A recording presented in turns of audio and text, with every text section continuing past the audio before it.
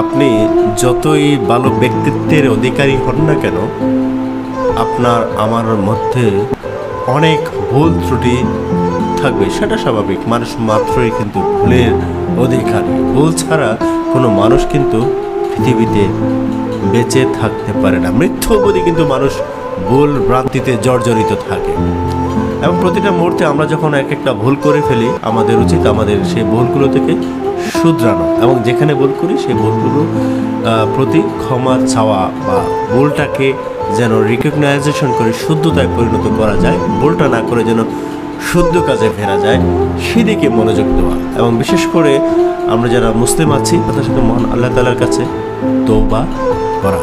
তো অনেক জায়গায় দেখবেন যে আপনার কোনো ভুল নেই, কিন্তু আপনারই ভুলগুলো খোঁজা হচ্ছে।